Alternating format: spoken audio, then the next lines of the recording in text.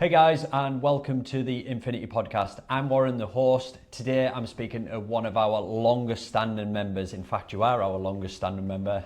This is Marie. Marie has been with us for over 10 years, ever since I started as a personal trainer in a commercial gym. Now on today's podcast, we're going to have a chat with Marie to talk a little bit about her journey, where she came into the health and fitness industry, what she'd been doing before, and what was driving her to stay active, and also what has kept you going for this long, because we're 11, is it 11 years now? It will be. So almost 11 years in. So start off, Marie, tell me a little bit about who you are. Tell me your age, where you're from, and what kick-started you to the fitness industry. Well, I'm 57 and I'm originally from Norton, so I've been around here all but 2 years of my life, and I lived in Cyprus for a while. I have a sedentary job in accountancy where I'm sat on my backside most of the time, so I've always understood the importance of exercise. It was instilled into me from being a small child when my mother used to go to the gym in Stockton called Gateway to Health, which most people probably don't know these days. She used to leave my brother and I in the creche. Needless to say, the two of us didn't stay in there. And our favourite machine has always been the rowing machine. And now Warren knows where that love comes from. So where was that? What was the gym called again? It was called Gateway to Health, and it was on Stockton High Street, near the entrance probably to the Blue Post Yard, or Jockers. Oh yeah, I know what you mean. Yeah. One of those two entrances. Oh, cool. Yeah, because isn't that where there is a gym down there? I can't remember the name of it now. I don't know if it's a boxing gym. So a lot of this came from a young age, and this is something that we talk about like more actively with our members, is like the impact that this has on your life doesn't just impact your life, it impacts those around you. And obviously you've got your niece and your nephew who are in Poland, and you're always telling me about like how active they are, their journeys. Do you still do the bear thing when you go on your travels? Yes, I do, yes. So Marie used to have this bear that you come Lion into the lion. Sorry, Hugo will hate me for that. But you brought him into the gym once before, didn't you? And you were taking pictures in the gym, and it's been a really nice thing to see, like how active they are, and like when you tell me the stories of Hugo and Yana and how they've sort of grown up. How old are they now? 15 and 12. So teenager. It's crazy. I remember I think, was it the first time I met your brother Kev when you come down to the gym? When you just set up TBC and were opening it up. I can remember him coming down to the gym. That was obviously quite interesting, because we'd had a lot of conversations about like what you do there, and I think it's really nice to connect with people like who are close to you, because obviously you might talk about what you've done in the gym, but if no one ever connects the dots or doesn't get that realization, a lot of people don't understand. And as you said, grown up and your mum's influenced you to be more physically active, you have that same influence. Even though they're in Poland, they get to see that stuff. Oh, and do they call your Auntie Marie? Auntie Marie's at the gym. What's the lion called? Leo. And you've got a rat as well. Rat, called Ratty. Right. So, I mean, obviously they get to see them, and they're seeing things around there, so it has a positive impact on their lives as well. They're likely more active. I mean, I don't know what the setup's like in Poland. It might be totally different to here in terms of getting kids physically active. They're much more active over there than in this country, and my brother encourages them to get out and about as well. Yeah. They have a similar climate to us then, is it? Although people think it's cold in Poland, it is similar to here. It used to be a lot colder in winter, but now it's very similar to here. Yeah, because well. I think the temperatures can drop lower on average when it gets to winter months. And but in like, summer, they get a bit higher. oh, they get warmer in summer as well. It's better than here then, isn't it? It is. So I think one of the things to touch on is what life was like before you joined. Like, we talked a little bit about what you'd done previously, because myself and Marie, we met in a commercial gym. If I'm honest, I don't actually remember. Did you do an induction with me? I did. That's So the stemmed inductions, from. I always remember the inductions, because I'd come in and I just had this, I don't know whether it's right to call it rebellious. I just wanted to do things in a different way. So they told us, go around, show the cardio equipment, show the machines, help people to do that, and then basically ask everyone if they want a consultation. And I just thought, what a boring way to do it. And I think it was like the second or third one where I was like, I don't like this. And I just went in and I was just, everyone who come in, I was like, right, what do you want to get out of this? What do you want to get out of joining the gym? What would you like me to show you so that I can have a positive influence on you getting started? And then I would talk people through that. And then I just said at the end of the journey, listen, if you want a consultation, let me know. Let's have a chat. We'll get you booked in. We'll sit down. If it's right and it works, then we can start working together. And obviously that's where I first met Marie. But tell us a little bit about what the process was leading up to that, what you'd done prior to joining the gym. After leaving sixth form and university, I actually was going to the gym in Stockton on the riverside, and I did a lot of classes. One instructor's still going strong. She used to do step classes. Is that Julie? Kath. Lofthouse. Lofthouse, yeah. And I used to go and do her classes because I enjoyed them. And then I just concentrated on classes. And then I hurt my back, lifting something from the car, twisting awkwardly, ending up with sciatica and hardly being able to walk. So after that, I was ultra careful. I stopped going to the gym, but I started doing a couple of classes, one with OAPs, ladies of about 60 upwards. I walked into class, saw the age, and I thought, oh no, I didn't intend it being like this. But obviously they made me feel welcome, and even though I did other exercise, I used to go in until the class folded when the leader retired.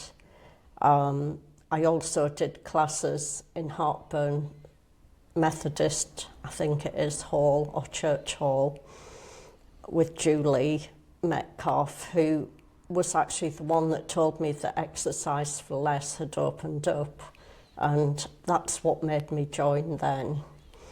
And I met Warren and told him that I'd had a spell where I couldn't walk. I'd actually had wheelchair assistance in the airport, which was embarrassing.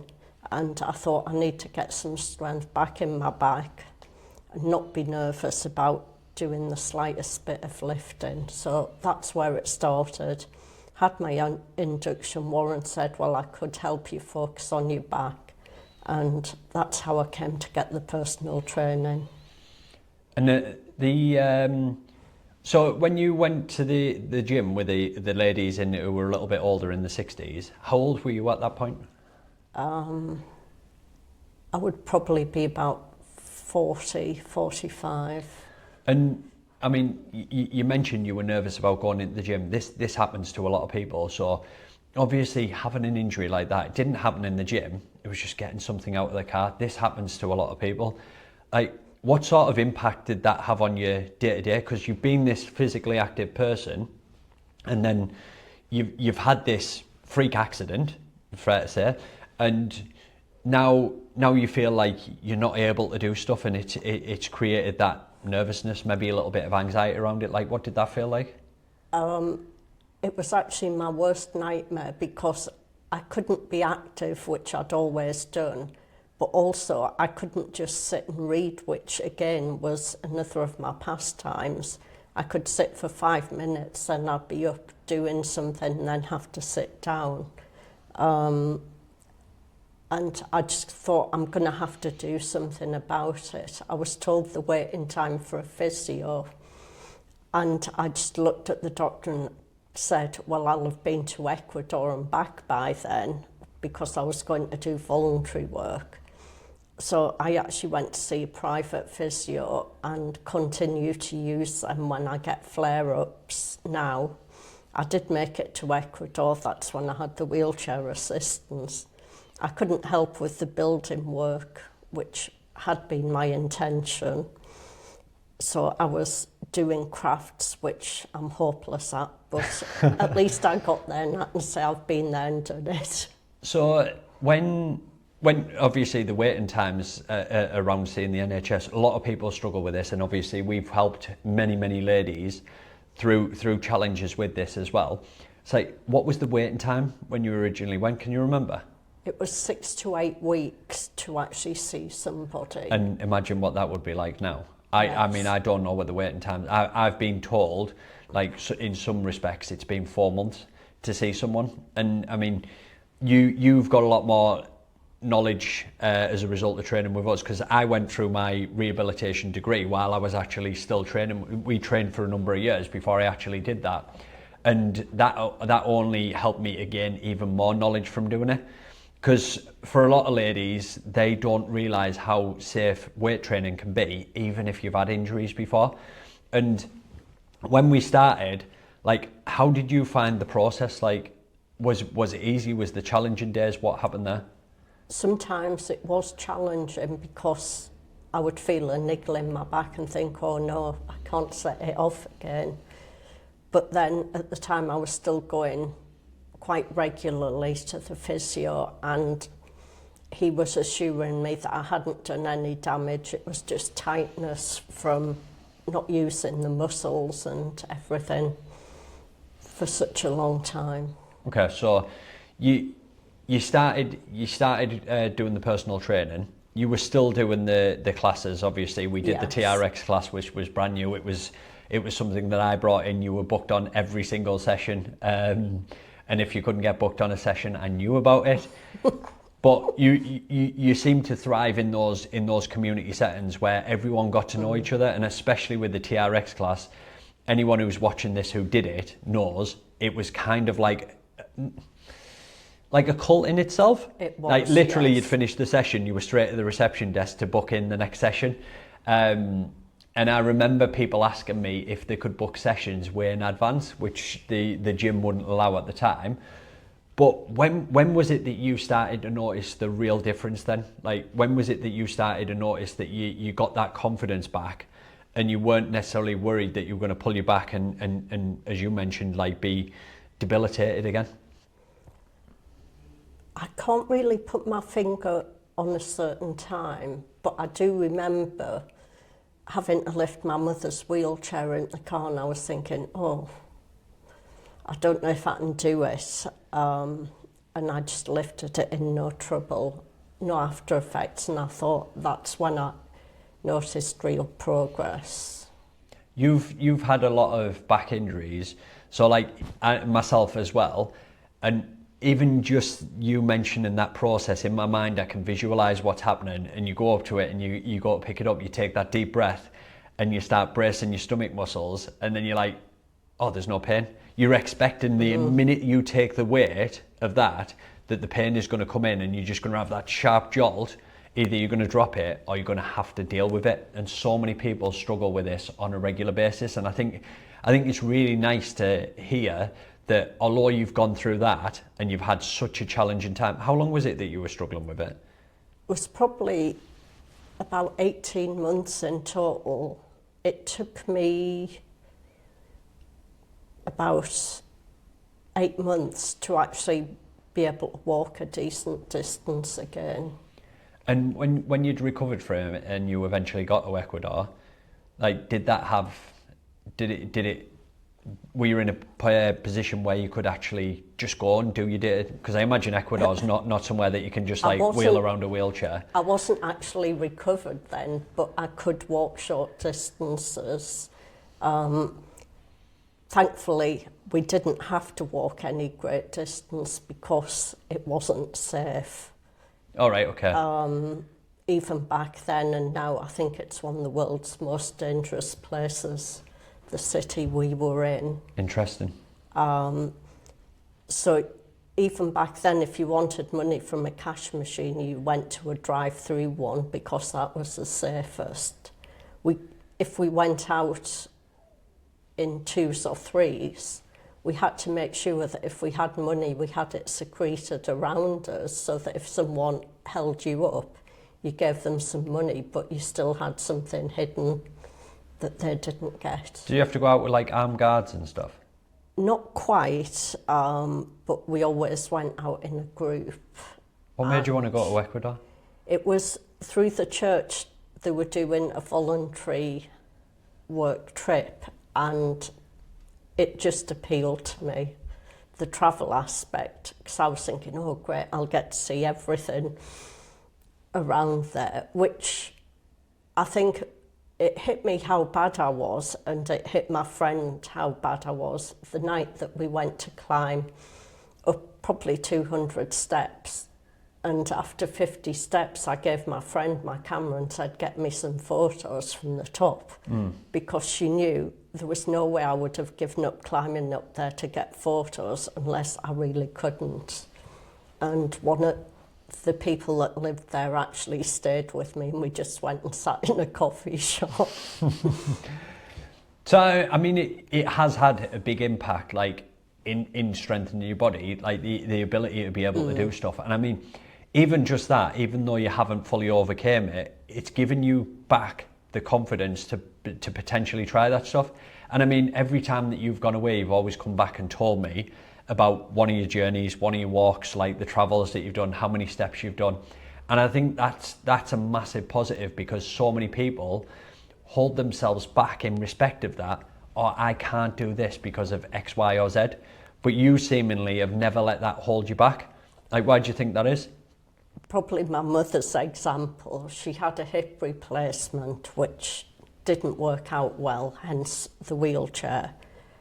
But she still did her exercises that she could do in a chair, and with one of her other illnesses, one of the doctors actually said if you weren't so fit, you wouldn't have survived this. So it instills into me. So at the point your fitness. that your mum had the hip replacement, like at what age was that? It was 1992, I believe. So how old? I'll let you do the maths. How old would your mum be there? If I say 93, she'd have been 60. Right, okay. So, I mean, for a lot of people getting hip replacements, like that probably would have been around about the standard age for it. Yeah. And I think the later that someone, it's kind of like an awkward thing now, because I know that a lot of people are getting knee and hip replacements in the 40s, but these things generally last, if I remember from the research that I did, like 15 to 25 years, somewhere in that region. That's what they quoted to her. And this is one of the main reasons why they try and do that, because I think they will only do it twice. They'll only ever replace it twice, and that's usually down to the surgery in getting into the bone, because the next time they do it, they need to make it a little bit wider for the next joint replacement to go in. And the thing that I'm getting at here is, like, if your mum wasn't resilient in that way, what you often find with a lot of people who get joint replacements is they do less, they're less active. And even though they've had that joint replacement and the pain subsides for a period of time, what will often come back is the muscles will get weaker, their joints will get stiffer and tighter, that pain will come back, and they'll find they'll have even less mobility as well. And even now, working with a lot of ladies who've gone through things like this, it's really important to understand the impact that can have on their life. Because if your mum was, for example, 10 years older, a lot of people who have hip and joint replacements at that age, or if they have breaks, they generally don't ever recover well from that. And I think having that mindset yourself is what is going to be helpful if you ever get injury. And just on that subject, we were chatting just before we jumped on this about like some of the challenges that you faced. Remember when, was it Saltburn you went? Redcar, and Marie loves a good walk, going off piste, not on the track. and you had a bit of a stumble and a fall. I did, slipping down, going towards the river at Northgare, and broke my ankle in 3 or 4 places. They couldn't decide how many places, but I suspect one was an old break that I never confessed to, and dislocated my ankle, which was actually the worst damage, because the bone healed after 6 weeks, but I was told 6 more weeks on crutches. The wait for physio there, I think, was about 6 weeks. By that time, I'd already been in the gym several times, well, 2 or 3 times a week when I had my chauffeur available. Sue, one of our members, said, "I'll come and get you." Warren had said, "If you can't get a lift even, I'll come and get you." It was obviously missing me by then. And I think the funniest incident I remember was when the gym was getting altered. I was on the rowing machine with one leg, and Warren's brother walked in and just looked in horror at me. It was so it was the first time that we'd revamped the gym, really. So we got all that new gym equipment. I mean, we've still got the rows now, and I remember that, again, this was before I'd done my rehab course, so it was just like, it was brand new for me. And it was like, admittedly, it was quite daunting, because you've got someone coming in who's had an injury, you've got to work around those things. And I've always been an activist in saying, even if you get a niggle or an injury, you're probably going to benefit from going to the gym, because we can work around those things. And this became a primal thing in building out the programs, because obviously when you first started with Sue, who came in and brought you in, who was an absolute gem in going out of her way to pick you up and then to bring you to the gym. At this point, everyone had their own individual program, so we were basically working off that. It wasn't just, oh, we've got this template and we structure it to the individual, which works out as way easier these days. But it was really interesting to see that resilience, because as I mentioned to you earlier, we have had people come to the gym who've had sprains, who've had niggles, and said that they can't actually come in. Now, that's not to have a dig at them, because everyone's in their own situation, but your mindset is slightly different in that it wasn't just for the physical aspect of coming to the gym, was it? No, I was stuck in the house as well, on my own most of the time, so it also was a social aspect to it as well. But I also knew the importance of doing exercise, just from my mother again, because that's what kept her going for so long. Yeah, it's been. I mean, you've had a couple of niggles along the way. Like your shoulder flares up every now and again, but we work around it as best we can. And I mean, you're not adverse to avoiding doing stuff. Like, you often give it a go, and then you know when it gets too much and it starts to flare up. And I think that's a real good thing that you only develop through consistency with training and with showing up and putting the work in. I know the last couple of nights I've probably had heavier weights and done one and said, no, I can feel it pulling, but that's not an excuse. It's because I genuinely know that if I did any more, I would risk more injury. And I mean, just to flip to last night, we come in, we did the lift session. You did the squats on that. We did it in the box, so that you're making sure that you've got that touch point. You did the 20 reps on that. What, I can't remember what weight it was. I went up to 25. Yeah, so 25 kilos on a barbell back squat, and then you actually did 25 kilos with the overhead press. Even though when we were getting warmed up at the start, you noticed that you had that little niggle in your shoulder, but as it got warmed up a little bit more, you got more confident with it and you give it a go. I mean, you did 2 reps on, is that right? 2. So you did 2 reps on that, but like, even that has a positive impact on not just physical, but it's like confidence to know that you're not making things worse. And I think that's one thing that so many people worry about. Like, what do you think is one of the biggest factors when you're doing those exercises that you think, rather than saying, oh, I can't do that and just not trying, What is it that influences you to just give it a go? Probably because I know I've done it before at heavier weights, so it can't be that bad. But again, you're quite comfortable in playing it by ear. A lot of people will try and focus on perfectionism, if you like. So they go to the gym, they are told that they need to do 3 sets of 10 reps. If they don't hit all those 10 reps, they get a weight and it's maybe too hard. They think that they're failing, but you're not, because you're still chipping away and you're doing that little bit.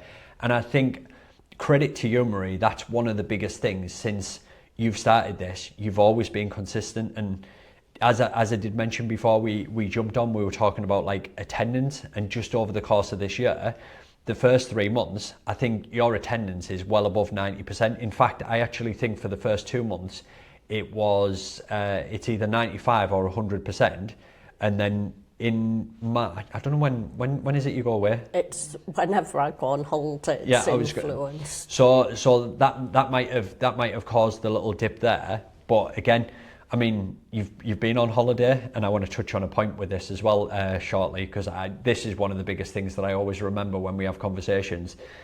And when you go on holiday, quite often you'll get back. You often fly into Teesside, don't you, as often as you can, which is a great airport.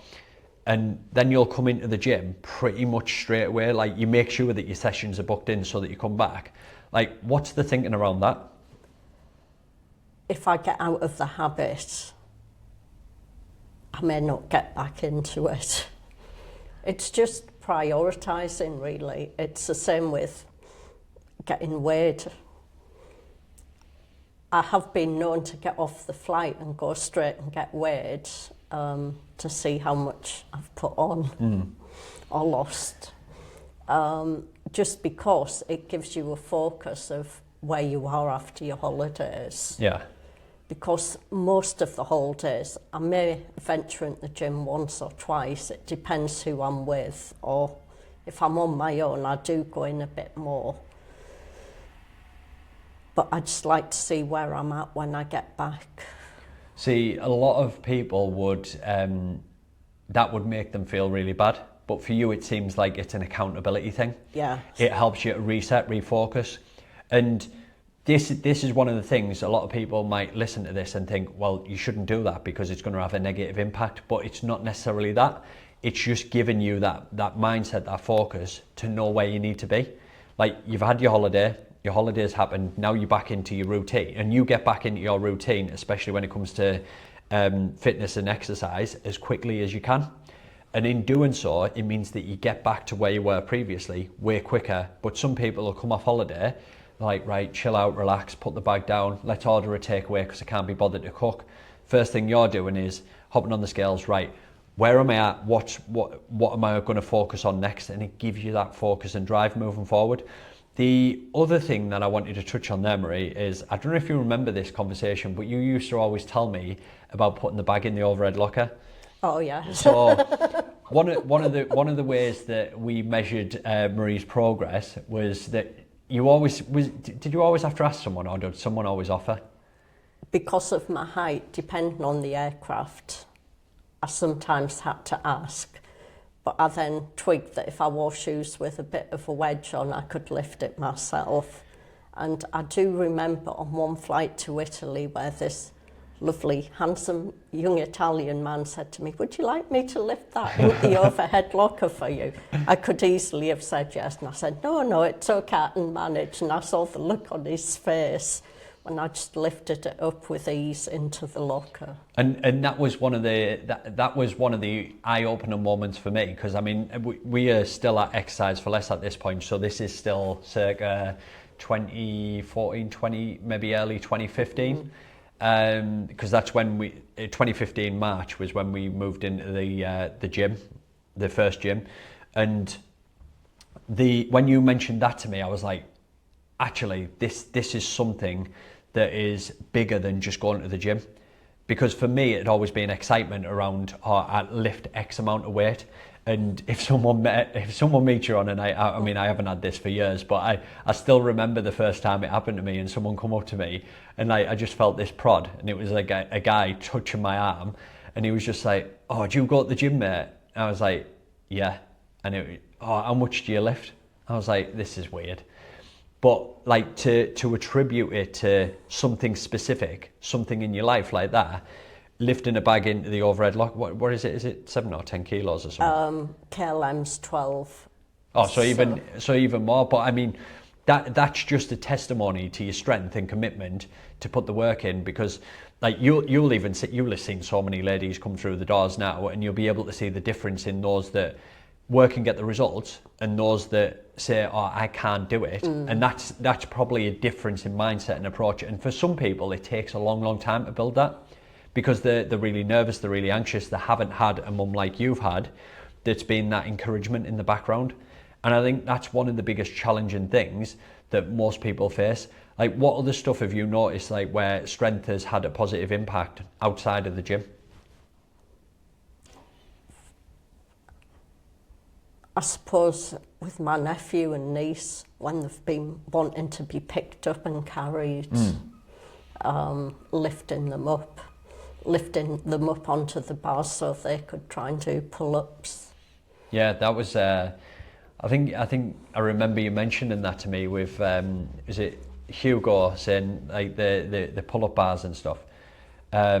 Which again, it's really interesting, because I think if children start that at a young age, it'll mean that they can continue to do that as they get older. And I think that's one of the biggest things that most people lose, is they lose confidence in their ability to do it because they've not performed it on a regular basis. But if we're physically active, if we go to the park and we play with our kids and we have a little bit of a joke and a laugh, like, most people won't even try, because they're worried about what other people might see, and they're worried about being embarrassed. And this is one of the biggest stumbling blocks for going to the gym. Like, going to the gym for as long as you have, Marie, and having the circle and the network of people that you've been able to connect with through the church, through community exercise classes, like, what have you noticed in the people that make it stick? Like, what is some of the, in your opinion, what are some of the driving factors that make people continue with exercise? Well, the best example I can think of is somebody else who had an injury and has continued to come. I think she's probably second longest member, which is Hannah. Mm-hmm.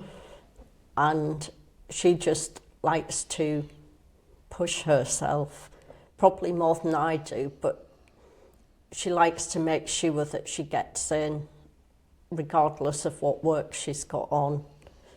And I think she realises that with her knees, she has to keep fit as well. Yeah, I mean, Hannah's in a similar situation, and obviously, if we can, we'll have a conversation with Hannah around this, and we'll talk a little bit more in depth about it. But she'd been told something by a medical professional that had placed limitations on her doing exercise, and that was one of the biggest concerns when she started. But again, like, as you said, Hannah's possibly the second longest standing member that we had, and she started when we officially got the new place, when I'd moved out of the commercial gym. And she's been through thick and thin when it comes to exercise, things outside the gym, the challenges that she's faced. And I think one of the biggest factors for a lot of people is that connectedness, because the longer that you've been there, you've been able to connect with these people, meet up with them, go to social events. The ball, remember when we went bowling? And golf as well. When we went bowling, that was the first time you got that non-alcoholic drink, and that was the first time I'd tasted a non-alcoholic cider, because accidentally I picked up Marie's drink instead of my own. And I tasted that, and now, I mean, this year I haven't had a drink at all, but going to those events has a massive impact, because you're connecting not just in the gym, you're outside as well. And I think, well, you were there when a lot of the ladies went on holiday, like you've got Donna, you've got Julie, Rachel, they all went waterfall hunting and things like that. The connection that people created through lockdown, and some of the workouts that we did, the walks that we've been on and things like that, were massively, remember the walk that we did from Whitby to Saltburn? I do remember that was a special one. Was that 2018, 2019? It was before COVID, so I think it was 2019 19, Yeah, it must have been midway through, because it was the hottest day of the year, wasn't it? because it was about a year after my broken ankle. And I think I'd done 64,000 steps, and you did a little bit more than that, didn't you? You were about 68.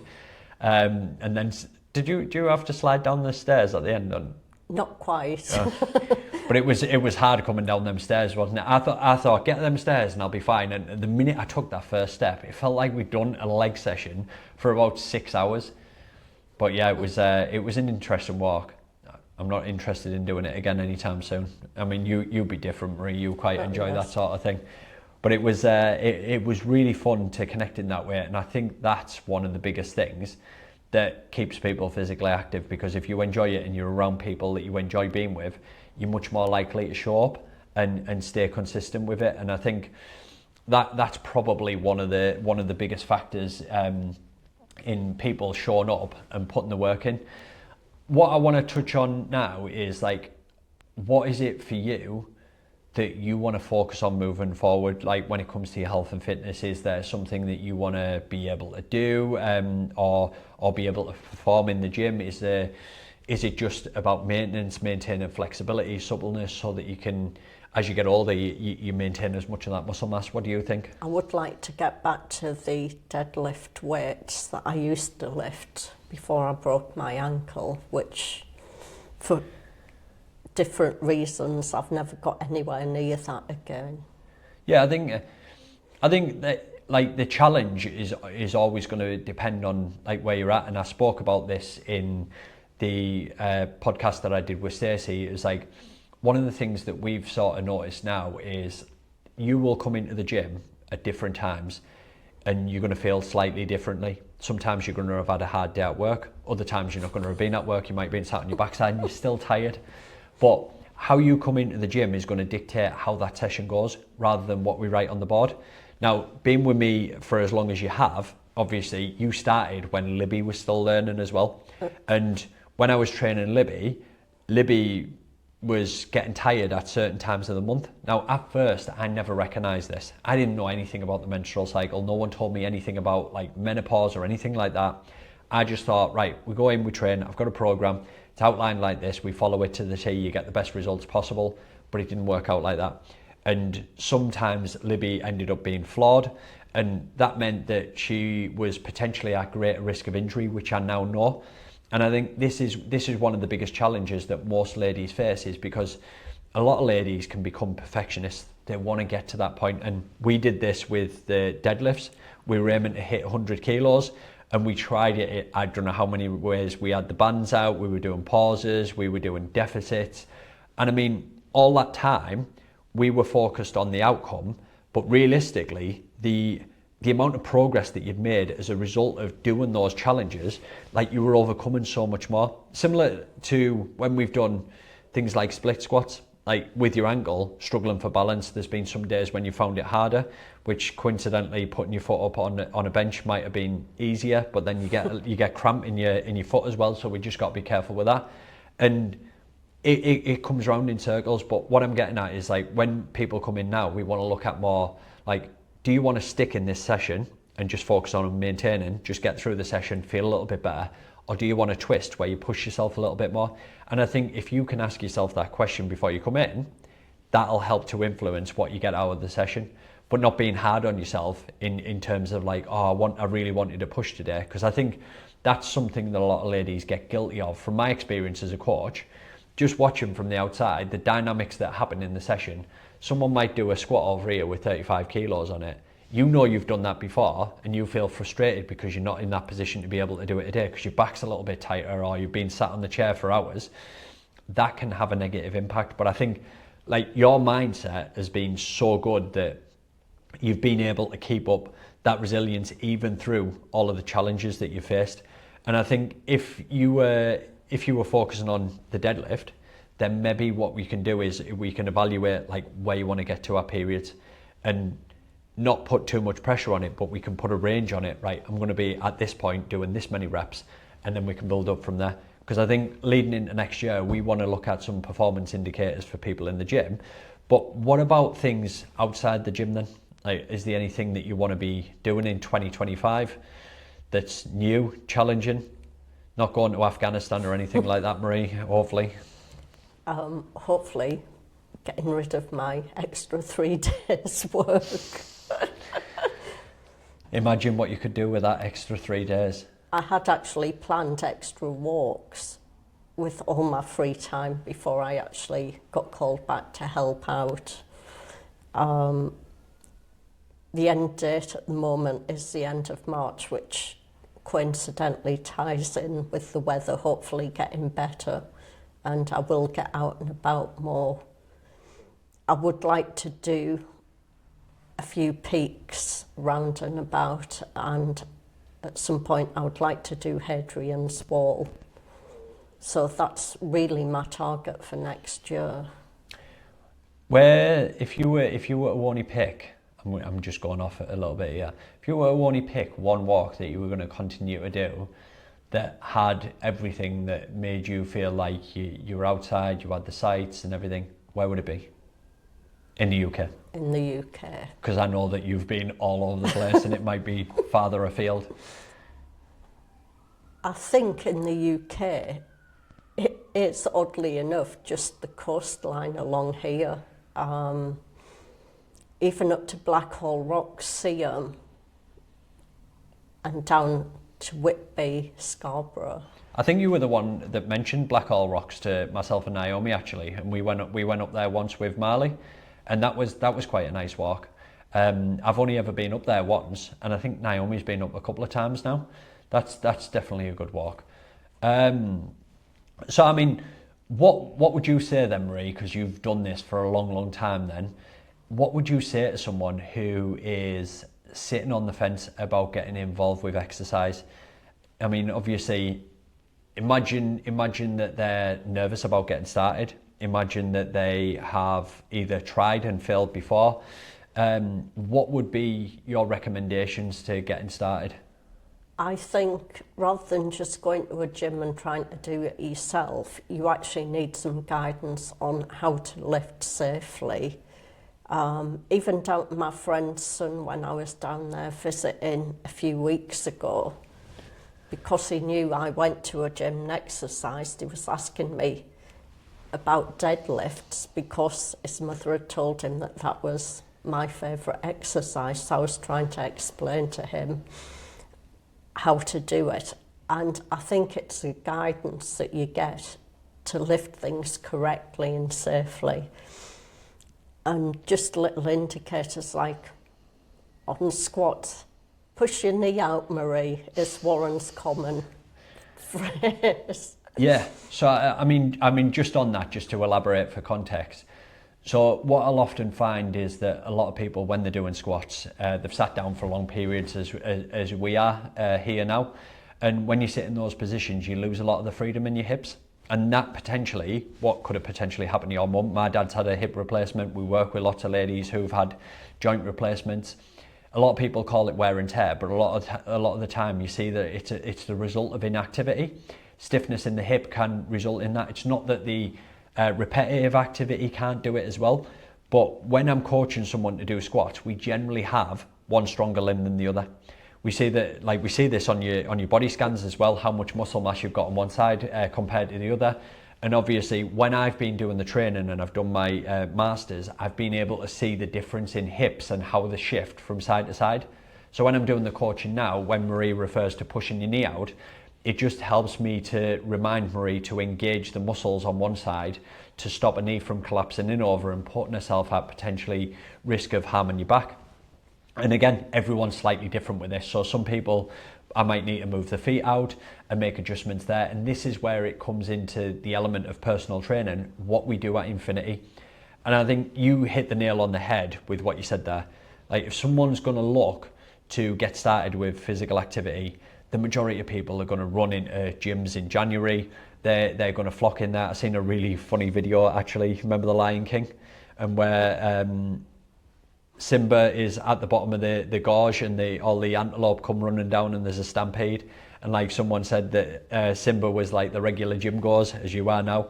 And then you've got the stampede in January where people are absolutely barreling down there. I think something like that is quite funny to look at, because those will happen, and then you've got the tail end of that, which is like your February, March, where there's like one person just dotting across, and then those people never keep it up. So having the guidance, having the support, in particular, having the accountability to help you show up is what's going to make it stick longer, is what's going to get you the long-term results, so that you can keep on progressing and maybe keep it up for as long as Marie has, because we've been doing this now for way over 10 years. Is there any chance that you see yourself stopping when it comes to exercise?